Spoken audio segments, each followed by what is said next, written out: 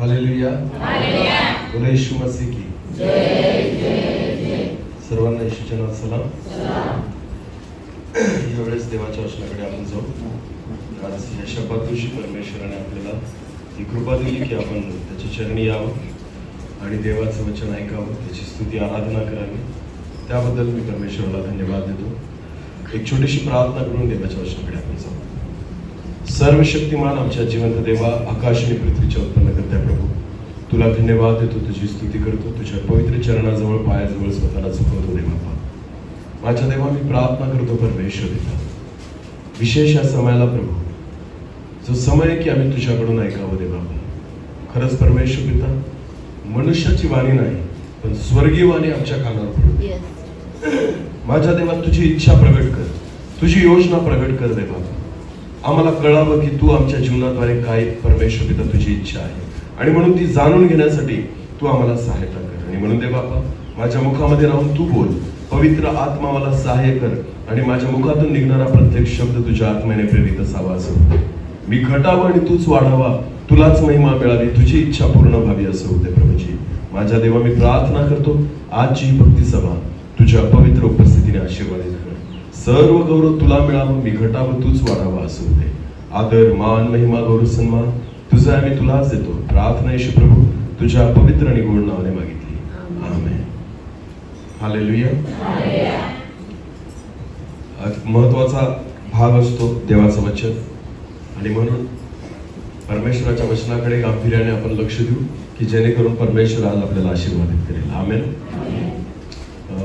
मला आठवत नाही, पण मला वाटतं 10वीला का काहीतरी एक धडा होता इंग्रजीमध्ये, आणि त्या धड्यामध्ये जेवणाविषयी, अन्नाविषयी लिहिलेलं होतं की जेवण करताना कसं केलं पाहिजे।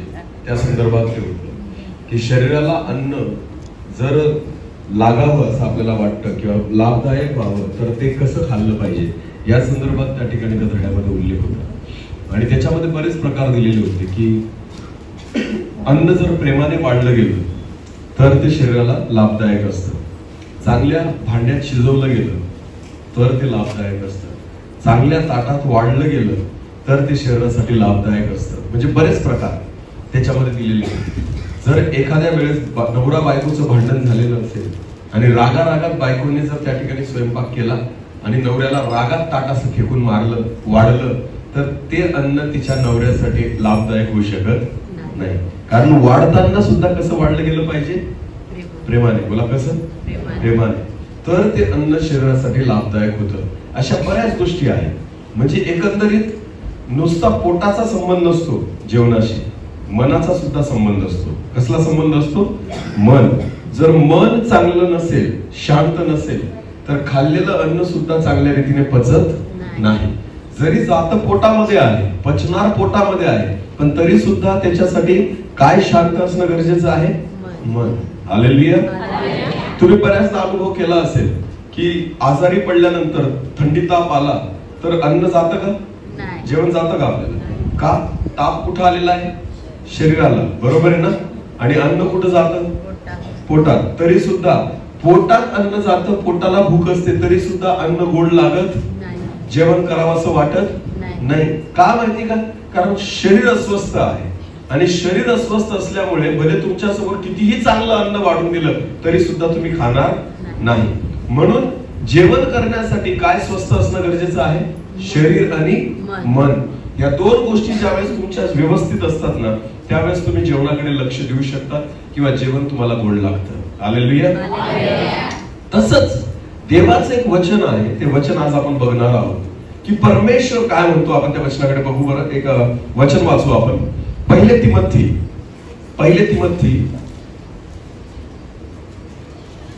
तिमोथेचं पुस्तक, याचा 6वा अध्याय। पहिले तिमोथी याचा 6वा अध्याय आणि वचन 6 वाचू आपण। पहिले तिमोथी अध्याय 6 वचन 6। चित्त समाधानासह भक्ती हा तर मोठाच लाभ आहे, हा तर मोठाच लाभ आहे। हालेलुया। आता हिंदी आहे का कोणाकडे? हिंदी बायबल हिंदी असेल तर वाचा बरं। मोठ्याने, पर संतोष सहित भक्ती बड़ी कमाई है. हालेलुया. हा, इथं वेगळं आहे पण मराठीत खूप सुंदर लिहिलेलं आहे की चित्त समाधानासह भक्ती हा तर मोठाच लाभ आहे. आमेन. देवाच्या चरणी येताना किंवा चर्च मध्ये येताना, परमेश्वराच्या उपस्थितीत बसताना, किंवा मी रविवारी जर चर्चला आलो तर आल्यानंतर माझा लाभ झाला पाहिजे. मला काय झाला पाहिजे? फायदा झाला पाहिजे. काय झाला पाहिजे? जर मी प्रार्थनेला बसलो, फायदाच नाही झाला तर काय उपयोग? जर मी गाणे म्हटले, फायदा नाही झाला तर काय उपयोग? जर परमेश्वराला मी वेळ दिला पण माझा फायदाच नाही झाला तर काय उपयोग? परमेश्वराचं वचन आपल्याला इथे शिकवतोय की चित्त समाधानासह भक्ती हा तर लाभ आहे. आमेन. बघा, नीट लक्ष द्या. प्रार्थना करणं वेगळी गोष्ट आहे, वचन वाचणं वेगळी गोष्ट आहे, आणि देवाची भक्ती करणं ही वेगळी गोष्ट आहे. हालेलुया. तुम्ही टेन्शन मध्ये असाल तरी प्रार्थना करू शकता. तुम्ही चिंतेत असाल तरी प्रार्थना करू शकता. तुम्ही दुःखात असाल तरी प्रार्थना करू शकता. तुम्ही गोंधळात असाल तरी प्रार्थना करू शकता. योना माशाच्या पोटात होता तरी काय करत होता? प्रार्थना करत होता. हालेलुया. प्रार्थना करण्यासाठी परिस्थिती लागत नाही. प्रार्थना कोणत्याही परिस्थितीत होऊ शकते, पण भक्ती प्रत्येक परिस्थितीत होऊ शकत नाही. हालेलुया. देवाची प्रार्थना करणं आणि देवाची भक्ती करणं याच्यामध्ये फार अंतर आहे. हालेलुया. प्रार्थना कोणत्याही परिस्थितीत होऊ शकते. हालेलुया. अडचणीत प्रार्थना करा, समस्यात प्रार्थना करा, वादळात प्रार्थना करा, संकटात प्रार्थना करा. तुम्हाला माहितीये का, ज्या वेळेस समुद्रामध्ये वादळ आलं त्यावेळेस शिष्यांनी येशूकडे प्रार्थना केली, विनंती केली.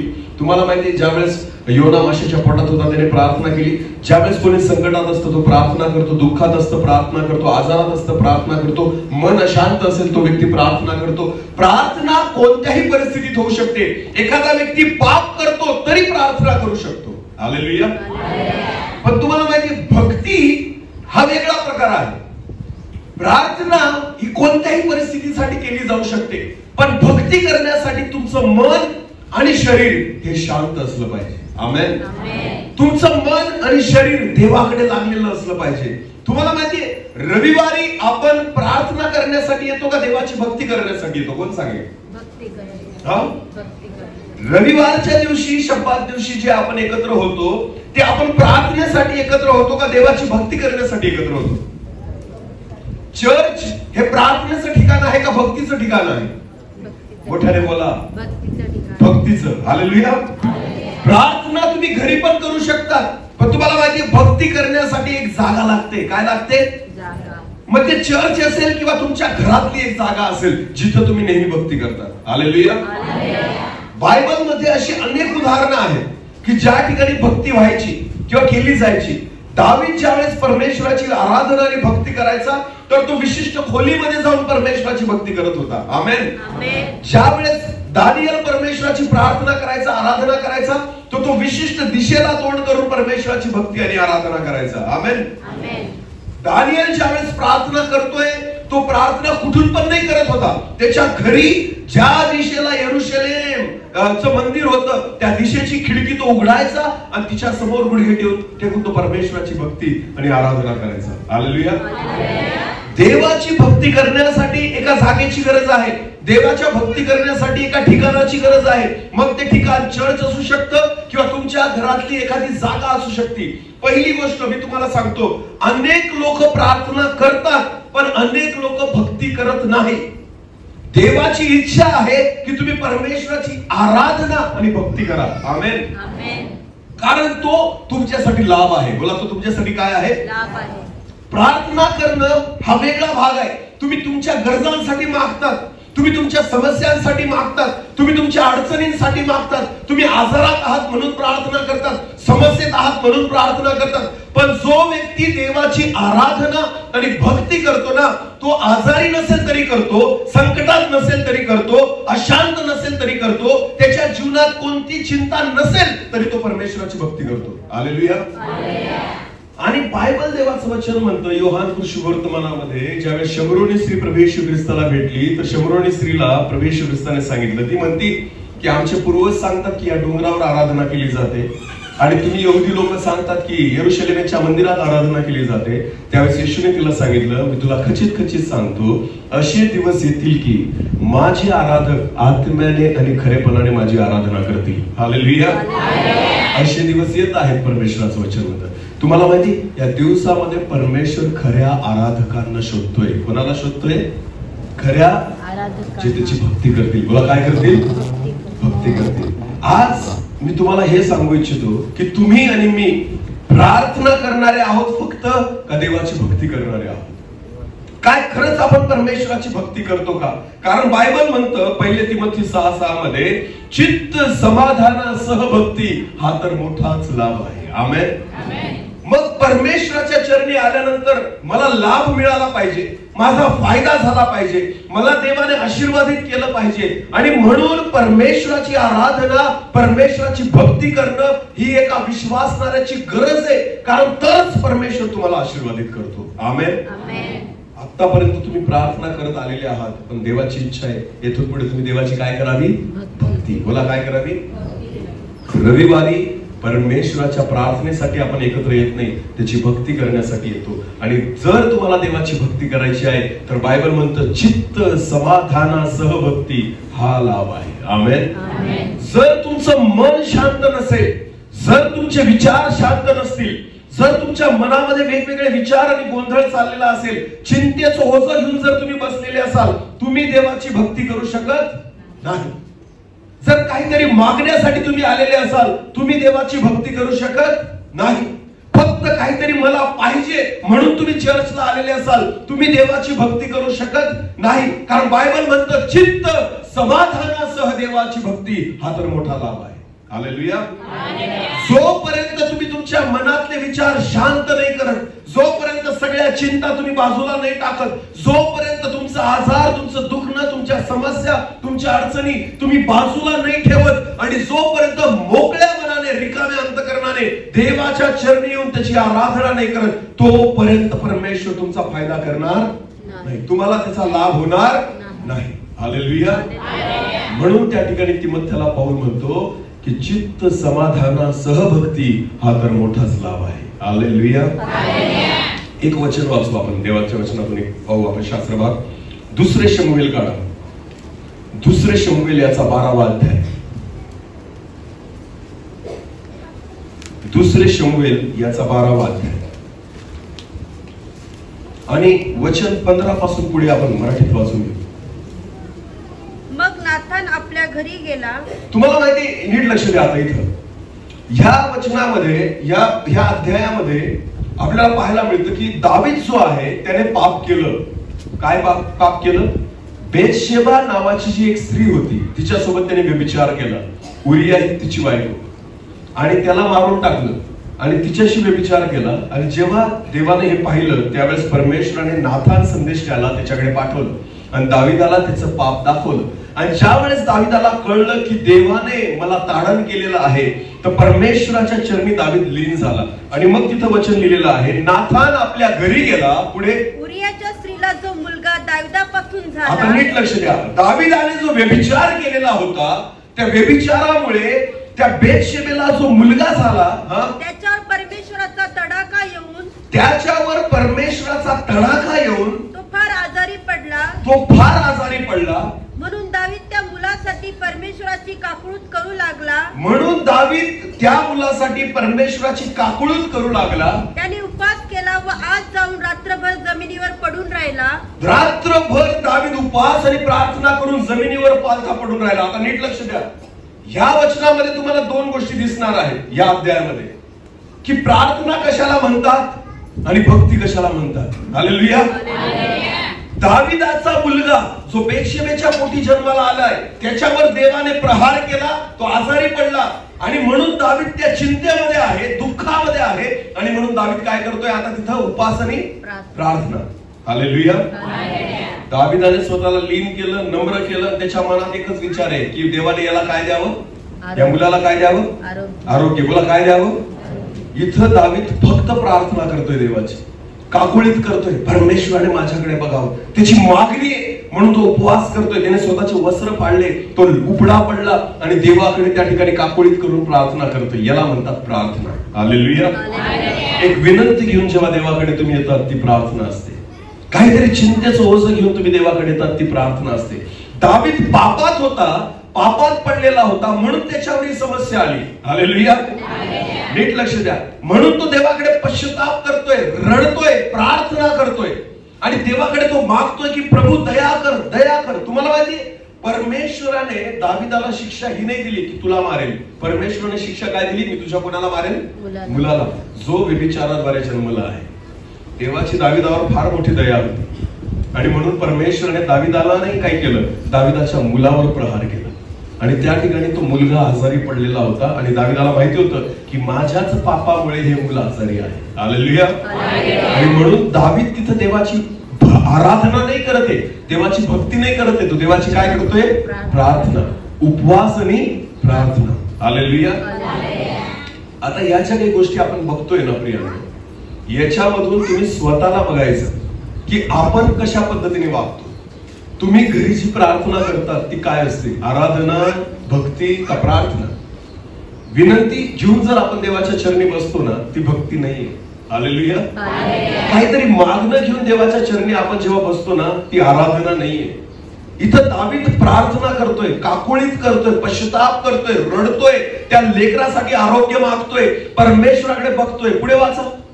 त्याच्या घरची म्हातारी माणसे त्याच्याकडे येऊन त्याला जमिनीवर उठवू लागली. तो उठेना व त्यांच्या बरोबर बसून भोजन करीना. 7व्या दिवशी ते मूल मेले. आता बायबल असं म्हणतं त्याने खूप प्रयत्न केला, उपवास केला, अन्न खाल्लं नाही, पाणी प्यायला नाही, रात्रभर पडून राहिला, जोपर्यंत देव माझी प्रार्थना नाही ऐकत मी उठणार नाही. पण बायबल असं म्हणतं एवढं केल्यानंतर सुद्धा ते मूल काय झालं? मेलं. बोला, मूल काय झालं? मेलं. दावीद तोपर्यंत प्रार्थना करतोय जोपर्यंत त्याचं मन अशांत आहे. त्याचं मन अशांत कुठपर्यंत होतं? जोपर्यंत मूल जिवंत आहे, जोपर्यंत आशा आहे की मूल वाचू शकतं, जोपर्यंत आशा आहे की मूल जिवंत होऊ शकतं, जोपर्यंत आशा आहे की देव मला क्षमा करेल, देव त्या मुलाला उठवेल, जोपर्यंत दाविदाकडे आशा होती, त्याच्या मनामध्ये आशा होती, तोपर्यंत दावीद प्रार्थना करत होता. हालेलुया. पुढे वाचा. जेव्हा मूल मेलं, पण मूल मेले आहे हे दाविदाला सांगायला त्याच्या चाकरांना भय वाटले. कोणालाच इच्छा होत नव्हती दाविदाला सांगायला की जाऊन सांगू की मूल मेलेलं आहे. पुढे ते म्हणाले, पहा मूल जिवंत असताना आम्ही त्याला समजावले पण त्याने ऐकले नाही. तर मूल मरण पावले आहे असे त्याला कळवले तर तो स्वतःला अपाय करून घ्यायचा. त्यांना असं वाटलं की मूल नुसतं आजारी आहे तरी हा खात पित नाही, मूल आजारी आहे तरी हा उपवासात आहे, एवढा रडतोय. जर सांगितलं मूल मेलं तर कदाचित हा स्वतःचा जीव देऊन टाकेल. हालेलुया. समजते तुम्हाला?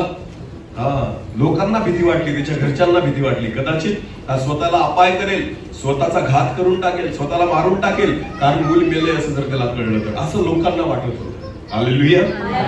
कारण काय? त्यांना कळत होतं की दावीद कशासाठी प्रार्थना करतोय, कशासाठी उपवास करतोय, कशासाठी देवाकडे काकुळत करतोय, त्याच्या मनात कोणतं ओझ आहे, कोणतं दुःख घेऊन तो देवाकडे बसलेला आहे हे त्यांना माहिती होतं. पण तुम्हाला माहिती पुढे काय झालं? वाचा. आपले चाकर आपसात कुजबुजत आहे हे जेव्हा दाविदाने ऐकलं की आपले चाकर आपसामध्ये कुजबुजत आहे हे पाहून आपले मूल मेले आहे असे दाविदाने ताडले. दाविदाला संशय आला किंवा त्याने असं ठरवलं, त्याला कळलं की आपलं मूल काय झालंय? मेलं आहे. हालेलुया.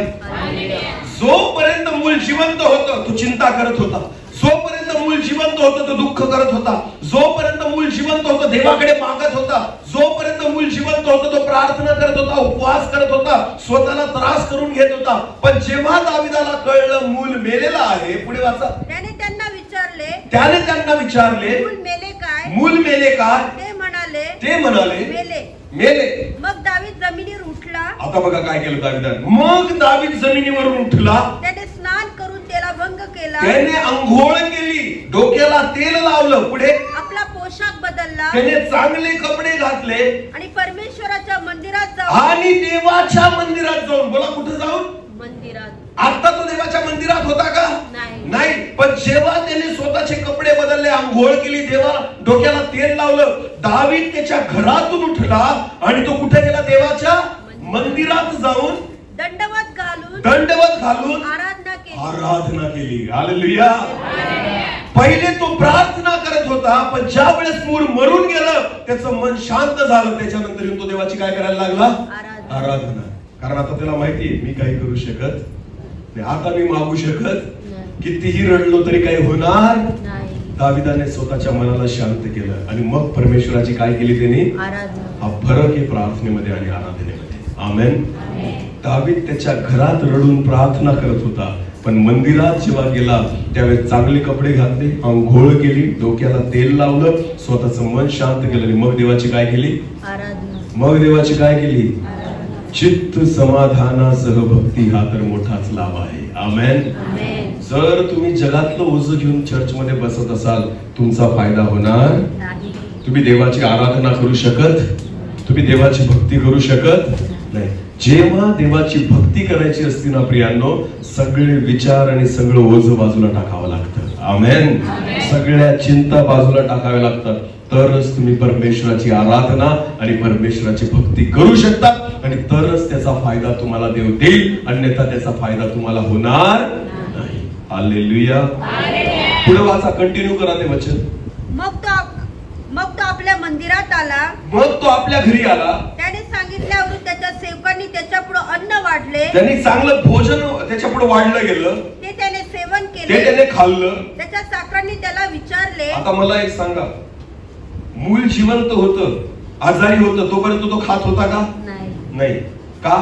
मला एक सांगा, आनंदात माणूस खातो का दुःखात माणूस खातो? आनंदात. बरोबर आहे ना? जेवण केव्हा नाही जात, आनंदात की दुःखात? दुःखात. दुःखात. घरात जर कोणी मेलेलं असेल तर जेवण जातं का? नाही. पण तुम्हाला माहिती उलट झालं, दाविदाचं मूल काय झालं? मेलं. आजारी होतं तोपर्यंत तो अन्न खात नव्हता, आजारी होतं तोपर्यंत तो जेवण करत नव्हता. पण जसं मूल मेलं त्याने आंघोळ केली, नवीन कपडे घातले, डोक्याला तेल लावलं, मंदिरात गेला, देवाची भक्ती केली, घरी आला आणि काय खातोय? जेवण करतोय, पोट भर अन्न खाल्लं. हालेलुया. याचा अर्थ त्याचं मन दुःखी होतं का? त्याचं मन निराश होतं का? कारण त्याने मान्य केलं की आता मी काय करू शकत नाही. पुढे वाचा, वचनात स्पष्ट लिहिलेलं आहे. आपण हे असे काय केले? आपण हे असे काय केले? मूल जिवंत होते तोवर आपण त्याच्यासाठी उपवास व शोक केला. त्याचे चाकर त्याला म्हणू लागले, तुम्ही राजा असं काय करतात? मूल जिवंत होतं तेव्हा तुम्ही शोक करत होता, पण ते मरण पावताच आपण उठून भोजन केले. पण तो मरण पावताच तुम्ही त्या ठिकाणी जेवण करायला लागले. त्याने उत्तर दिले, दाविदाने उत्तर दिले, मूल जिवंत होते तोवर मी उपवास केला. मूल जिवंत होते तोपर्यंत मी उपवास केला. रुदन केले. काय काय? रुदन केले म्हणजे रडलो. मला वाटले न जाणो कदाचित परमेश्वर माझ्यावर कृपा करील, कदाचित परमेश्वर माझी प्रार्थना ऐकेल व मूल जिवंत राहील. पण आता ते मरण पावले आहे, तर मी आता का उपवास करा? मी आता का उपवास करू? मेलेल्यासाठी मी उपवास नाही करू शकत. जोपर्यंत आशा होती मी उपवास आणि प्रार्थना केली, पण मी आता का उपवास करू? कारण आता मूल मेलेलं आहे. पुढे, माझ्याने थोडेच त्याला परत आणवेल. मी त्याला जिवंत नाही करू शकत. मी त्याच्याकडे जाईन, मी मरेल, पण ते माझ्याकडे परत पण ते जिवंत होऊ शकणार नाही. मग दाविदाने आपली स्त्री बेतशेबा. हालेलुया. समजतंय तुम्हाला?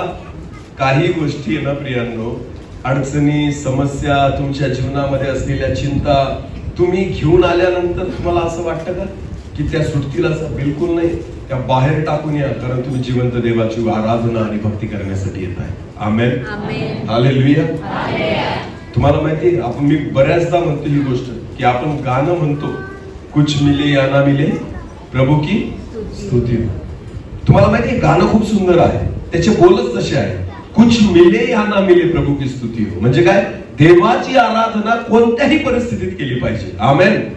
पण आपण गातो, पण आपण तसं वागत नाही. तुम्हाला माहितीये, जर चर्च मध्ये तुम्ही येतात आणि घरची चिंता घेऊन बसलेले असाल ना, तुम्ही देवाची आराधना करू शकत नाही. प्रार्थना करू शकतात चिंता घेऊन, देव ऐकेल पण तुमची प्रार्थना, पण आराधना नाही करू शकत, भक्ती नाही करू शकत. देवाची इच्छा आहे तुम्ही फक्त प्रार्थना करू नका, तर तुम्ही जिवंत देवाची भक्ती आणि आराधना करा. आमेन. काही वेळेपुरता तुमच्या चिंता, तुमचं ओझं, तुमच्या समस्या, तुमचे आजार, तुमचे दुःख सगळं बाजूला ठेवा आणि जिवंत परमेश्वराच्या आराधनेसाठी, भक्तीसाठी स्वतःला रिकामं करा. आमेन. ते जगातलं ओझं जगातच टाकून यायचं. ज्यावेळेस तुम्ही चर्चमध्ये येतात तरच तुमचा लाभ होईल, तुमचा फायदा होईल, अन्यथा फायदा होणार. हालेलुया. आपली अडचण ही आहे की चर्च मध्ये पण आपण मागायलाच येतो. कशासाठी येतो? बोला बोला, कशासाठी येतो? मनातच विचार करून बसलेले असतात. मीटिंग सुटली किंवा शेवटची प्रार्थना जेव्हा होईल तेव्हा मी ही विनंती देईल, वाटच बघत असतात की पास्टर केव्हा म्हणतील कोणाची विनंती आहे.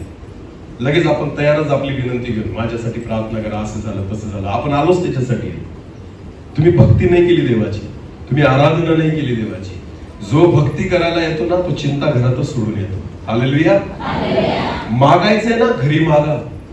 परमेश्वराकडे प्रार्थना करायची तुमच्या घरी करा. उपवास करायचे घरी करा. इथं भक्ती करा परमेश्वराची. काय करा? बोला, चर्च मध्ये देवाची काय करा? दाविदाने देवाची आराधना कुठे जाऊन केली? मंदिरात. बोला, कुठे जाऊन केली? आणि प्रार्थना कुठे करत होता? घरात. हालेलुया. तुम्हाला जर रडायचंय ना, तुम्हाला जर देवाकडे मागायचंय ना, तुम्हाला उपवास करायचे ना, तुमच्या घरी करा. ही भक्तीची जागा आहे. ही कसली जागा आहे? इथं तुमचं मन मोकळं पाहिजे, इथं तुमचे विचार शुद्ध पाहिजे, इथं तुमचं मन रिकामं पाहिजे. फक्त एकाला जागा भेटली पाहिजे. कोणाला? बोला, कोणाला? एवढी गर्दी, जगातलं टेन्शन घेऊन जर तुम्ही इथं बसत असाल ना, तुम्ही देवाची आराधना करू शकत नाही. हालेलुया. समजतं मी काय सांगतो तुम्हाला? नुसतं मागायसाठी चर्च मध्ये येऊ नका, कारण ही मागण्याची जागा नाही, त्याची भक्तीची जागा आहे. आमेन. हालेलुया. तुम्हाला रडायचंय, तुम्हाला मागायचंय, तुम्हाला विनंत्या करायच्या आहेत, तुम्हाला परमेश्वराची प्रार्थना करायची ना, आपलं घर आहे तिथं करा. ती जागा आहे प्रार्थनेची. आमेन. डोंगरावर जाऊन प्रार्थना करा, बाहेर जाऊन प्रार्थना करा, एखाद्या खोलीत बसून प्रार्थना करा. पण ज्यावेळेस तुम्ही देवाच्या मंदिरामध्ये येतात ना, देवाची अपेक्षा आहे तुम्ही त्याची भक्ती करावी. बोला, काय करावी? आणि बायबल म्हणतं चित्त समाधानासह भक्ती हा तर लाभ आहे. आमेन. जर तुम्ही ओझं घेऊन बसलेले असाल ना, तुमचा लाभ होणार नाही. तुम्ही मागण्यासाठी आलेले असाल, तुमचा लाभ होणार.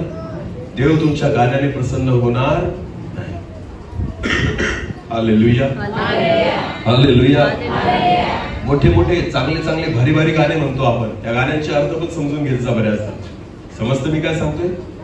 सेनाओं का यहोवा हमारे संग संग है, याकूब का परमेश्वर म्हणतो की नाही आपण गाणं? आणि त्याच गाण्यात कडवं आहे, समंदर को जिसने दुभागा आहे ना. म्हणजे विश्वास ठेवतो. गाण्यामध्ये बोलतो समंदर को जिसने दुभागा, जंगल में से जो वायदों को वो यहोवा. आणि विचार करतो कसं काय माझी समस्या सुटेल, कसं काय माझी अडचण दूर होईल, कसं काय करू मी, उद्या मला ते पैसे द्यायचे. हे सगळे विचार डोक्यात. आणि गाणं कोणतं? समंदर को जिसने दुभागा, जंगल में से मार्ग, जो वायदों को करता है पूरा वो. ज्या देवाने आकाश आणि पृथ्वी निर्माण केली, समुद्राचे 2 भाग केले, तो परमेश्वर माझ्या सोबत आहे. मी चिंता कसली करतोय? उद्या काय होईल. आणि कुठे बसलोय? चर्च मध्ये. आणि गाणं तेच म्हणतोय. म्हणजे जे गाणे आपण म्हणतोय ना, त्याच्यावर पण आपला विश्वास नाही. गाणे फक्त इथून म्हणतो, इथून म्हणत नाही. किमान जे गाणे तुम्ही म्हणतात ना, त्याच्यावर तरी विश्वास ठेवा. हालेलुया. हालेलुया. किमान आपल्या मुखामधून निघणारे जे गाणे आहेत ना, त्या गाण्यांवर तरी विश्वास ठेवा. मी तुम्हाला सांगतो, म्हणून आपण भक्ती नाही करू शकत देवाची. कारण आपल्या मनामध्ये संशय आहेत, मनामध्ये अडचणी आहेत, मनामध्ये समस्या आहेत, मनामध्ये चिंता आहेत, मनामध्ये जगाचं सगळं टेन्शन घेऊन आपण बसलेलो आहोत. आणि आपण देवाची गाणे म्हणतो, आराधना करतो, आणि त्या परमेश्वराची स्तुती करतो. त्याला म्हणतो समुंदर को जिसने दुभागा, तो यहोवा हमारे संग संग है. आणि प्रभू म्हणतो, जर तुला वाटतं मी तुझ्या सोबत आहे, तर वाग ना तसा, विश्वास ठेव ना तसा, चिंता माझ्यावर टाक, सगळ्या समस्या दूर कर, मन शांत कर, चित्त समाधान कर, आणि मग माझी आराधना कर. मग मी तुला त्या ठिकाणी आशीर्वादित करेल. आमेन. हालेलुया. शिका काहीतरी देवाच्या वचनातून. प्रार्थना घरी करा, विनवण्या घरी देवाकडे मागा, उपवास घरी करा, रडा परमेश्वराकडे. पण आपलं उलट आहे, सगळं इथंच करतो, कारण घरी आपल्याला वेळच भेटत नाही या गोष्टींसाठी. म्हणून सगळी हौस इथं येऊन फेडतो आपण चर्चमध्ये. रडायचं इथंच, मागायचं इथंच, उपवास पण केले तर इथंच. वर्षातून 3दा उपवास करतो आपण. कधी नाही हो, उपवास मिटिंगला. वर्षातून एकदा उपवास मिटिंग असते ना. यांना गुड फ्रायडेला मी उपवासच करत नाही लोक. विसरून जातात आज उपवासाचा दिवस. समजते का काय बोलतोय मी? ख्रिस्ती लोकांना उपवास करण्यासाठी पण चर्चने ठरवावं लागतं की उपवास मिटिंग आहे. तरी बाकीचे असे असतात की जे म्हणतात मला भूक राहावलं जात नाही. जे इथं पोटभर जेवतायत ना त्यांना तिथं भूक राहावं लागेल. लक्षात घ्या. समजतं मी काय सांगतोय? जे स्वर्गात जातील ते पोटभर खातील, जे नरकात राहतील ते उपाशीच राहतील. समजतं मी काय सांगतोय? इथं उपवास करा म्हणजे तिथं पोटभर खाल. आमेन. समजतं मी काय सांगतोय? उपवास फक्त चर्च मध्ये करण्याची जागा नाही, उपवास घरी करण्याची गरज आहे. आमेन. दाविदाने उपवास घरी केले आणि आराधना कुठे केली? चर्च मध्ये. बघा कुठे केली? चर्च मध्ये. कारण त्याचं मन समाधान होतं, शांत झालेलं होतं. त्याला माहिती होतं आता मी किती पण रडलो तरी माझी प्रार्थना ऐकली जाणार, तरी काही फायदा होणार. मग कशाला मी रडायचं, कशाला मी उपवास करायचा? सगळं चिंता ओझ बाजूला टाकलं आणि देवाच्या चरणी आला आणि देवाची आराधना करायला लागला. आमेन. देवाला दोष दिला का त्याने? तू असं का नाही केलं असं म्हटला का तो? कारण दाविदाला माहिती होतं पाप कोणी केलं, चुकलं कोण, शिक्षा कोणाला भेटलेली आहे. मग मी कोण आलो देवाला दोष देणार? हालेलुया. जर आपल्या जीवनामध्ये समस्या आलेल्या असतील, अडचणी असतील, निराशा असतील, दुःख असतील, आजार असतील, तर लक्षात घ्या देवाने नाही पाठवले, हे आपल्या चुकांमुळे आलेले आहेत. मला कोणामुळे आलेले? कोणामुळे आलेले? आजार देवाने दिले का? अडचणी देवाने दिल्या का? समस्या परमेश्वराकडून आल्या का? मग कोणी कमवल्या? बोला मी. बोला बोला बोला कोणी? जेव्हा रविवारची मीटिंग सोडून तुम्ही कांदे विकायला गेले होते ना, तर तुम्ही ते पण कमवून आणलं. काय? समस्या. बोला काय? चांगला भाव भेटत होता म्हणून गेले रविवारची मीटिंग सोडून. नुसता पैसा नाही भेटला, सैतानाने पैशासोबत तुम्हाला समस्या पण दिल्या. घे बेटा घेऊन जा, कारण तू रविवार बुडून आलेला आहे. शब्बास, माझ्याकडून तुला हा आशीर्वाद. समजते तुम्हाला? अरे हा का नाही? देवाची प्रार्थना करत नाही, देवाच्या चरणी बसत नाही ना, तर सगळं कमवून आणतात तुम्ही. सगळं हे आजार, हे दुखणं, हे समस्या, अडचणी, दुःख, निराशा हे देवाने नाही दिलं, हे कोणी कमवलं? आपण. बोला कोणी कमवलं? जेव्हा देवाचा वेळ तुम्ही चोरतात ना, तर सगळ्या गोष्टी तुम्हाला सैतान देत असतो. हालेलुया. हालेलुया. मग आजारामुळे देवाची भक्ती करताना तुम्ही देवाला दोष देऊ नका. का माझा आजार बरा केला नाही, का माझी समस्या दूर झाली नाही, हे सगळं ओझं बाहेर टाका आणि देवाच्या चरणी येत असताना फक्त परमेश्वराची आराधना आणि भक्ती करण्यासाठी या. तरच तुमचा लाभ होईल, फायदा होईल, अन्यथा होणार नाही. कारण देवाचं वचन म्हणतं चित्त समाधानासह भक्ती हा तर मोठा लाभ आहे. आमेन. हालेलुया. हालेलुया. अजून एक वचन वाचून प्रेषितांची कृत्य. प्रेषितांची कृत्य याचा 16वा अध्याय 19 वचनापासून पुढे. प्रेषित 16 आणि वचन 19 पासून पुढे. मग आपल्या मिळकतीची आशा गेली असे पाहून तिच्या धन्यांनी पौल व सिला यांना धरून पेठेत अंमलदाराकडे ओढून नेले. पौल व सिला यांना अंमलदाराकडे ओढत नेले आणि त्यांनी त्यांना अधिकाऱ्यांपुढे उभे करून म्हटले. हे लोक यहुदी असून आमच्या नगराला फार त्रास देतात आणि आम्हा रोमी लोकांना जे परिपाठ स्वीकारायला व आचरायला योग्य नाही ते हे सांगतात. तेव्हा लोक त्यांच्यावर उठले आणि अधिकाऱ्यांनी त्यांची वस्त्रे फाडून काढली व त्यांना छड्या मारण्याची आज्ञा दिली. मग पुष्कळ फटके मारल्यावर त्यांना बंदीशाळेत टाकून त्यांनी बंदीशाळेच्या नायकाला त्यांना बंदोबस्तात ठेवण्याचा हुकूम केला. बरोबर. पौल आणि सिलाला कशात टाकलं?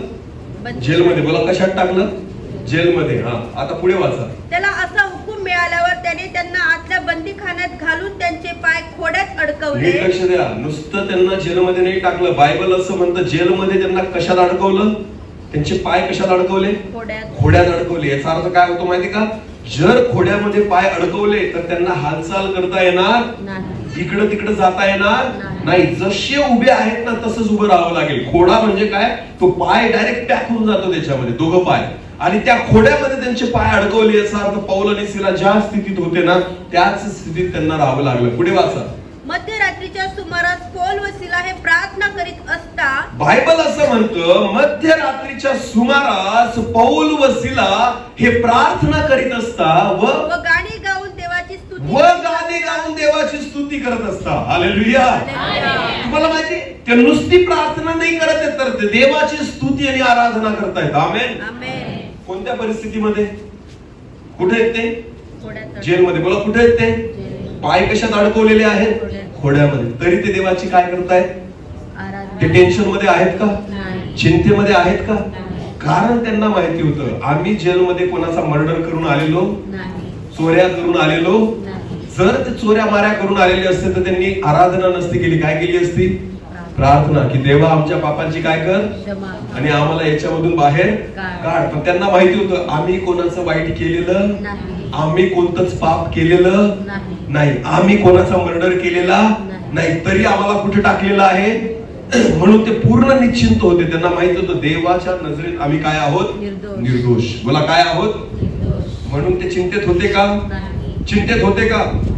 भले जगाने शिक्षा सुनावली, हालेलुया, भले जगाने त्यांना अपराधी केलं, पण त्यांना माहिती होतं देवाच्या नजरेत आम्ही अपराधी नाहीये. म्हणून ते देवाची काय करतायत? जेलमध्ये सुद्धा देवाची काय करतायत? आराधना. हालेलुया. देवाची भक्ती. आमेन. जगाला काय वाटतं वाटू द्या, जगाला काय बोलायचं बोलू द्या, जगाला काय करायचं करू द्या, आम्ही जर देवाच्या नजरेत निर्दोष आहोत ना तर आम्ही देवाची काय करू? आराधना. आज तुम्हाला माहिती चर्चमध्ये अनेक लोक देवाची भक्ती का नाही करत? कारण ते विचार करतात मला तो असा बोलला, माझ्याविषयी हे लोक असे विचार करतात, पास्टर मला असे बोलले, पास्टर माझ्या विरोधात असं वागतात, याचं माझ्याशी जमत नाही, त्याचं माझ्याशी जमत नाही, हा माझी निंदा करतो, हा माझ्या विरोधामध्ये बोलतो. ह्या सगळ्या विचारांना जे लोक घेऊन चर्चमध्ये बसतात ना ते देवाची भक्ती कधीच करू शकत नाही. हालेलुया. तुम्हाला लोक काय म्हणतात याच्यापेक्षा देव तुम्हाला काय बघतोय ना याच्याकडे लक्ष द्या. आमेन. देव, तुम्ही देवाच्या नजरेमध्ये निर्दोष असलं पाहिजे. मनुष्य तुम्हाला कितीही दोष लावो काही फरक पडत नाही. जो व्यक्ती फक्त देवाकडे बघतो ना तोच देवाची आराधना करू शकतो. आमेन. पण ज्या माणसाचं लक्ष माणसांकडे असतं ना, कोण मला काय म्हणतं, हा मला वाईट बोलला, तो मला चांगलं बोलला आणि मला पुढे बसवलंच नाही, मला खुर्ची दिलीच नाही, असे विचार घेऊन जर तुम्ही बसलेले असाल तुम्ही देवाची आराधना करू शकत नाही. माझा सत्कारच झाला नाही, माझं नावच घेतलं नाही, मला गाणं म्हणण्याची संधीच दिली नाही. अरे तुम्ही गाणं म्हणण्याची संधी दिली नाही म्हणून बेडकासारखे फुगून बसले ना, तुमची आराधना देव मान्य करणार नाही. बेडकांनो, समजते का? जे फुगलेले असतात ना ते बेडक आहेत, लक्षात घ्या. आणि त्यांची आराधना परमेश्वर मान्य करणार नाही. काही पण कारण घेऊन बसतात, असं झालं तसं झालं म्हणून मी सलाम नाही केला, म्हणून मी बोलतच नाही, म्हणून मला जायची इच्छाच होत नाही. तुला काय वाटतं तू नाही आला तर परमेश्वराची आराधना कोणी करणार नाही? फायदा तुझा आहे का त्याचा आहे? आराधना करणं, देवाची भक्ती करणं हा कोणाचा फायदा आहे? आपला. बोला, कोणाचा फायदा आहे? तुम्ही आराधना नाही केली तर देवाची आराधना कोणी करणार नाही का? या जगात एका पण व्यक्तीने परमेश्वराची आराधना नाही केली ना तरी स्वर्गामध्ये परमेश्वराची आराधना नित्य चालू आहे. आमेन. कोण करतं त्याची आराधना? स्वर्गदूत. बोला, कोण करतं? असंख्य स्वर्गदूत रात्रंदिवस देवाची काय करतायत? सराफिम, करुबिम हे परमेश्वराची काय करतायत? 24 वडील परमेश्वराची काय करतायत? आराधना. आमेन. नित्य देवाची आराधना चालली. तुम्ही नाही केली तरी काही फरक पडणार नाही. फायदा देवाचा नाही होणार, फायदा कोणाचा होणार आहे? आपला. बोला, कोणाचा होणार आहे? आराधना कोणी केली पाहिजे? भक्ती कोणी केली पाहिजे? त्याचा फायदा कोणाला होणार आहे? आपल्याला. हालेलुया.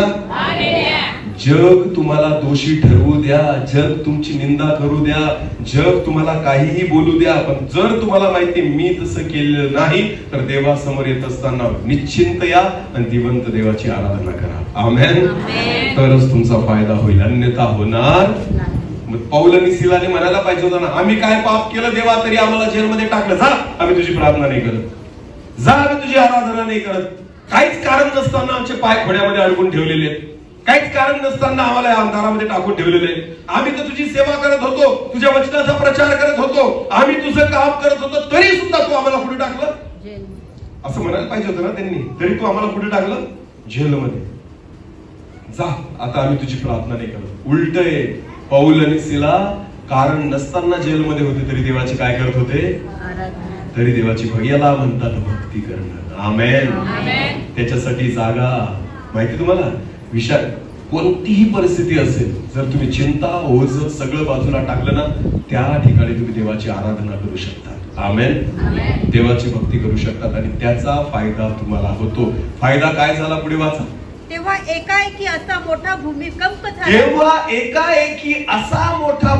झाला की बंदीशाळेचे पाय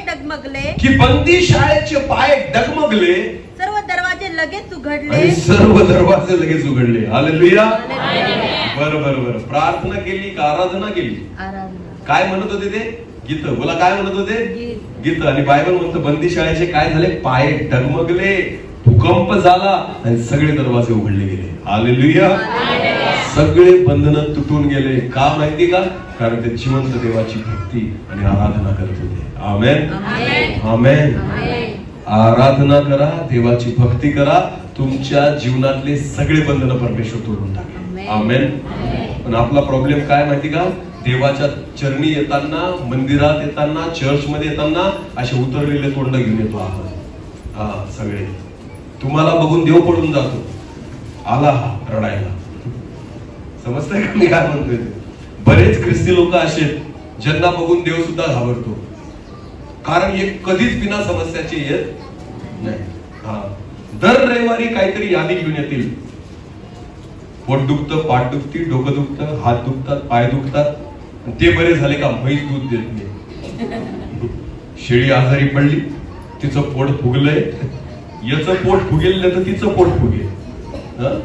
काहीतरी समस्या घेऊनच येतील. कोंबडी अंड देत नाही, अंड्यावर बसवली पिल्ल निघालेच पाहिजे. अरे काय समस्या घेऊन येतात, सांगा ना. येतात असे असतात काही लोक, तुम्हाला माहिती असे जे लोक असतात ना, हे दारातून जेव्हा येतात ना, यांना बघून देव पळून जातो. तो म्हणतो हाला रे, काहीच कामाचा नाही, भक्ती तर करत, आराधना तर करत, फक्त काय करत राहतो भिकाऱ्यासारखा. समजते तुम्हाला मी काय सांगतोय? ही जागा मागण्याची नाही, ही जागा त्याची काय करण्याची आहे, भक्ती आणि आराधना करण्याची. हालेलुया. भिकारी कधीच परमेश्वराची आराधना करू शकत. वाचा वचनामध्ये, प्रकाशित वाक्य आपलं प्रेषितांची कृत्य त्याच्यामध्ये लिहिलेलं आहे. ज्या वेळेस लंगडा भिकारी मंदिराच्या बाहेर होता, काय करत होता? वाचा वचन, वाचा बरं, सापडलं तर वाचा. कुठे ते लंगडा भिकारी?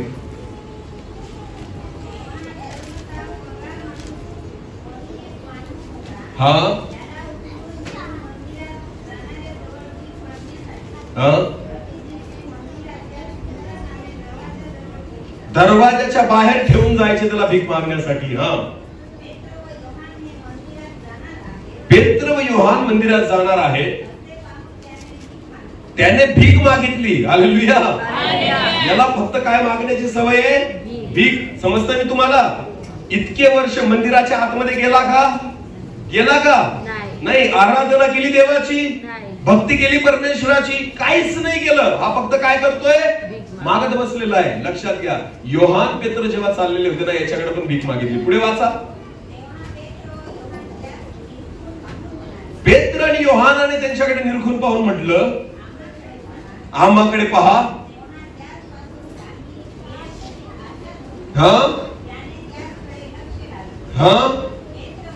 पेत्र म्हणाला, माझ्याकडे सोने रुपये काही नाही, जे आहे ते तुला देतो. नासरी येशू ख्रिस्ताच्या नावात चालू लाग. त्या लंगड्या भिकाऱ्याचा उजवा हात धरला, उठविले, बळ आले, तो उडी मारून उभा राहिला व चालू लागला. आणि तो तो चालत उड्या मारत देवाची स्तुती करत कुठे गेला? काय करत गेला? स्तुती करत. बोला काय करत गेला? बाहेर बसला आता काय करत होता? बोला काय करत होता? आता काय करतोय? देवाची. कुठं जाऊन करतोय? आतमध्ये का बाहेर? आतमध्ये. हालेलुया. मागणारा भिकारी आहे, पण जो स्तुती करणार आहे त्याची ओळख भिकारी राहिली का आता? भिकारी म्हणून त्याची ओळख राहिली का आता? नाही. हालेलुया. ज्या दिवसापासून तो देवाची स्तुती करायला शिकला ना, त्याला भिकारी म्हणून कोणीच ओळखलं नाही. आमेन. हालेलुया. जोपर्यंत मागणारा होता ना चर्चच्या बाहेर बसून, तोपर्यंत त्याला काय म्हणून ओळखायचे लोक? भिकारी. पण आता पेत्र आणि योहान ज्या मंदिरात आराधना आणि भक्ती करण्यासाठी गेले, हा पण त्यांच्यासाठी त्यांच्यासोबत काय करायला गेला? तिथं भक्ती आणि आराधना. आमेन. देवाचे भक्त व्हा. बोला काय व्हा? देवाचे. जे देवाची भक्ती करतात. आमेन. असे दिवस येत आहेत की खरे आराधक आत्म्याने आणि खरेपणाने माझी आराधना करतील. आमेन. देवाची इच्छा आहे की तुम्ही आत्म्याने आणि सच्चाईने त्याची आराधना करा. हालेलुया. हालेलुया. म्हणून ही जागा जी आहे ना चर्च, ही देवाची आराधना आणि भक्ती करण्याची आहे. आमेन. हा एकच दिवस देवाला देतो ना आपण, तर चांगले तोंड घेऊन या इथं. समजते तुम्हाला? हा, असे रडके तोंड घेऊन येऊ नका, पडके तोंड घेऊन येऊ नका, चिंतेचे तोंड घेऊन येऊ नका. परमेश्वराच्या उपस्थितीमध्ये आनंदाने या. हालेलुया.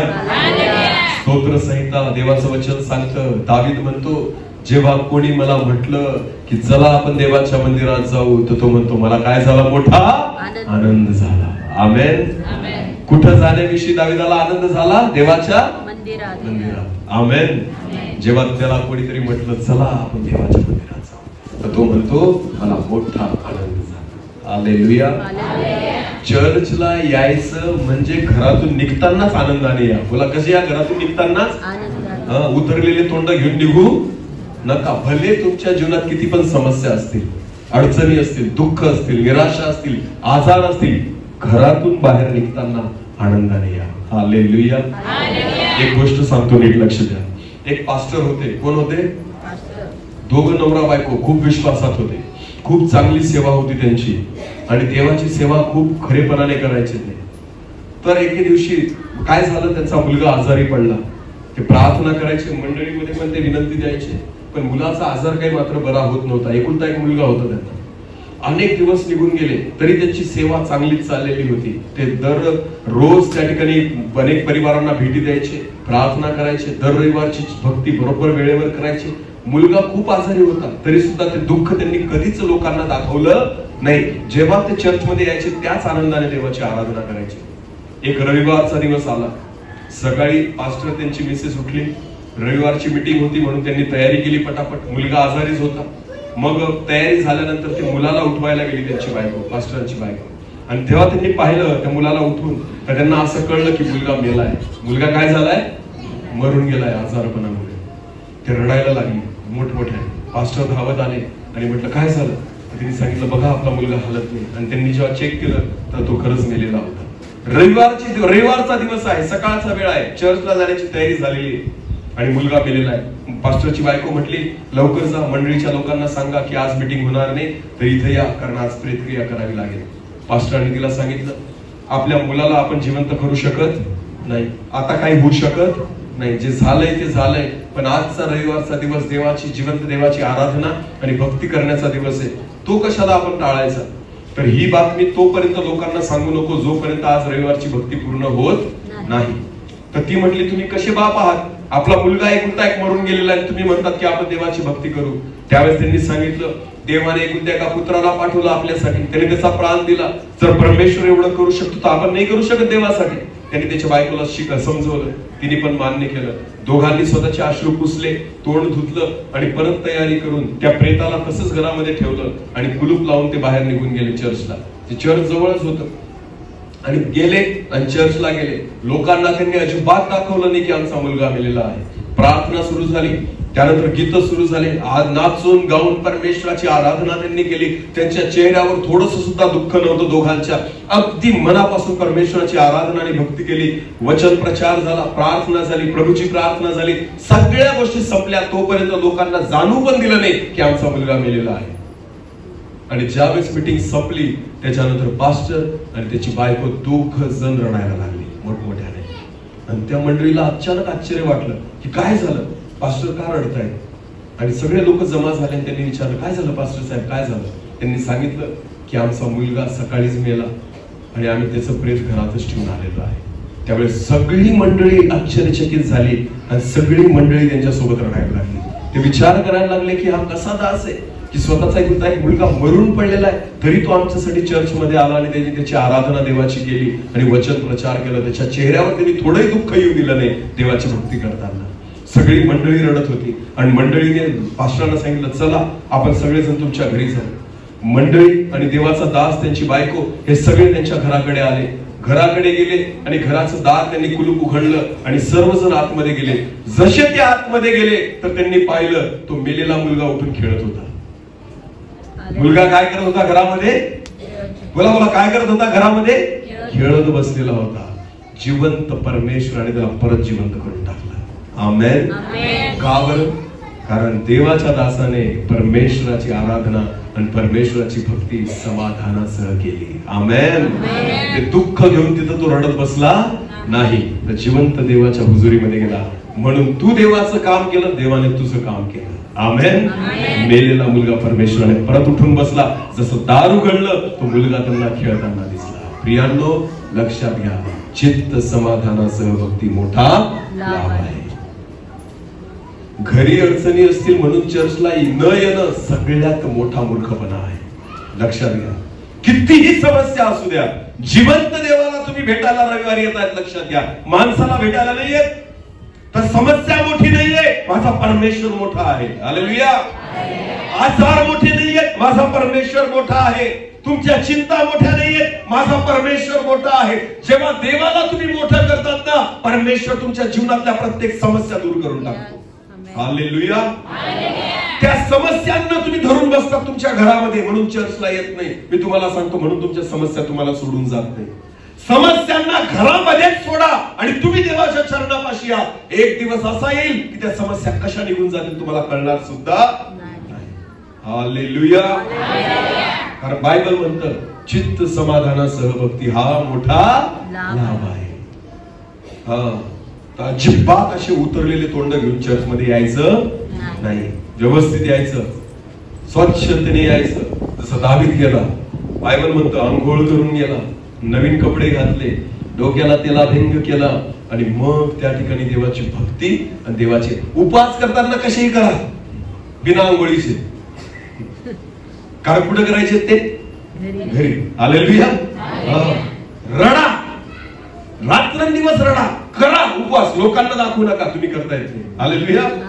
इथे येऊन नाही रडायचं. कुठं रडायचं? बोला बोला, कुठं रडायचं? घरी. ही आराधनेची जागा आहे, ही भक्तीची जागा आहे. जेव्हा रडायचं तर देवासोबत रडा, परमेश्वराची प्रार्थना करा. पण जेव्हा भक्ती करतायत ना, आनंदाने या. हालेलुया. असं वाटलं पाहिजे की आपल्या जीवनात एक पण समस्या नाही. असं वाटलं पाहिजे. जगातला सगळ्यात श्रीमंत व्यक्ती कोण आहे? बोला, कोण आहे? मी. हालेलुया. चर्चला येताना असं यायचं. कसं यायचं? जगातला सगळ्यात श्रीमंत व्यक्ती कोण आहे? मी. कारण मी कोणाचा मुलगा आहे? मला कोणाचा मुलगा आहे? भिकाऱ्याच्या मुलांसारखे यायचं नाही. कोणाच्या मुलासारखं यायचं? देवाच्या. आमेन. जगातला सर्वात श्रीमंत कोण आहे बरं? कोण सांगेल? जगातील सगळ्यात श्रीमंत कोण आहे? नाही माहिती म्हणून प्रॉब्लेम आहे तुमचा. सगळ्यात श्रीमंत कोण आहे या जगात?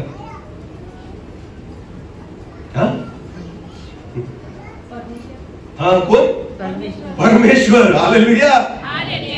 बिल गेट्स नाहीये. सगळ्यात श्रीमंत कोण आहे? देव आहे.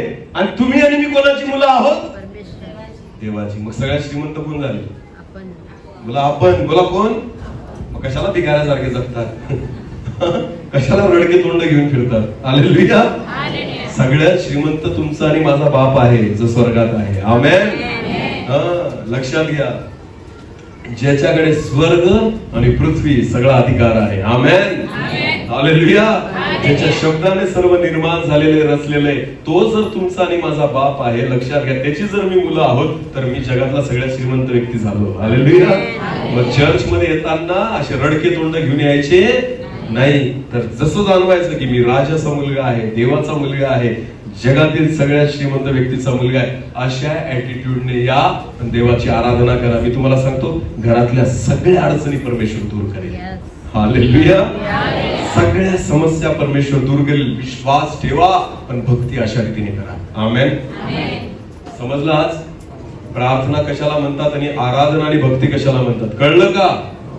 मग आशीर्वादित जर व्हायचं असेल तर पूर्ण रिकाम मन, कोणतीच चिंता नाही, कोणतीच समस्या नाही, समाधानी अंतःकरण घेऊन देवाच्या उपस्थितीत या. हालेलुया. आणि जेव्हा ती भक्ती तुम्ही कराल, बायबल म्हणतं तो फार मोठा लाभ आहे. हालेलुया. हालेलुया. ही देवाची इच्छा तुमच्या आणि माझ्या जीवनाबद्दल आहे. आमेन. म्हणून प्रियांनो, जिवंत देवाचे लेकरं आहात तुम्ही. अजिबात निराशेमध्ये राहू नका, चिंतेमध्ये राहू नका, समस्येमध्ये राहू नका. या सगळ्या गोष्टी खाली ठेवायच्या, पायाखाली ठेवायच्या आणि परमेश्वराला उंच करायचं. आमेन. जेव्हा तुम्ही सगळ्या गोष्टींना सांगतात ना, तुझ्यापेक्षा माझा देव मोठा आहे, त्यावेळेस लक्षात घ्या, परमेश्वर प्रत्येक तुमच्या जीवनातली समस्या दूर करतो. आमेन. हालेलुया. आणि जर समस्येलाच डोक्यावर घेऊन तुम्ही नाचत असाल, आजारांनाच डोक्यावर घेऊन तुम्ही नाचत असाल ना, तर अशा व्यक्तीच्या जीवनात काही होऊ शकत. हालेलुया. पक्षघाती व्यक्ती आजारी होता. बायबल असं म्हणतं, 4 जणांनी उचलून त्याला आणलं. येशू ज्या खोलीत होता ना, वरचं चप्पल काढून तिथं सोडलं. आमेन. आणि बायबल असं म्हणतं, प्रभू येशूने त्यांचा विश्वास बघितला, त्याला आरोग्य दिलं. आमेन. की भक्ती करण्यासाठी, मला भेटण्यासाठी ना कसलीच पर्वा नाही केली. छप्पर सुद्धा दुसऱ्याच्या घर होतं ते, ज्याच्यात येशू बसलेला होता. त्यांनी परमिशन पण नाही घेतली. त्यांना फक्त याला कुठं पोचवायचं होतं, कोणाजवळ पोचवायचं होतं, येशू जवळ. दुसऱ्याच्या घराचं छप्पर काढून टाकलं. कोणाला भेटण्यासाठी? कोणाला भेटण्यासाठी? भरून देऊ रे तुझे पत्रे परत आम्ही तुला, पण आम्हाला छप्पर काढू दे. हालेलुया. कारण आम्हाला कोणाला भेटायचंय? येशूला. आमेन. झाला का नाही बरा? तो झाला का नाही बरा? हा विश्वास ठेवा. प्रभूला भेटण्यासाठी काही करावं लागलं तरी चालेल. नीट लक्ष द्या. तुमच्या समस्या, चिंता, ओझं घरी सोडायचं आणि प्रभूसाठी यायचं. मी तुम्हाला विश्वासाने सांगतो, तुमचा फायदा झाल्याशिवाय राहणार नाही. म्हणून तिमोथेला पाऊल म्हणतो, चित्त समाधानासह भक्ती हा तर मोठाच लाभ आहे. आपली डोळे आपण बंद करू. यावेळेस आपण प्रार्थनेमध्ये जाऊ. धन्यवाद माझ्या देवा, तुझ्या वचनाद्वारे तू आज आमच्याशी बोललेला आहेस प्रभू. आणि म्हणून परमेश्वर पिता, केवळ ऐकणारे नाही तर त्या वचनावर आम्ही विश्वास ठेवावा आणि त्यानुसार आम्ही चालावं, यासाठी तू आम्हाला सहायता कर. आमचं सर्व ओझं आम्ही तुझ्या चरणी टाकावं दे बापा. आमच्या सर्व चिंता आम्ही तुझ्या चरणी टाकाव्या प्रभू. असं होऊ दे परमेश्वर, कारण आमचं ओझं आम्ही नाही वाहू शकत ते बापा. तुझी आराधना, तुझी स्तुती आणि तुझी भक्ती आत्म्याने आणि खरेपणाने करण्यासाठी तू आम्हाला सहायता आणि मदत कर. तुझी कृपा कर परमेश्वर. हालेलुया. धन्यवाद येशू. एक छोटंसं कोरस घेऊ आणि आपण प्रार्थनेमध्ये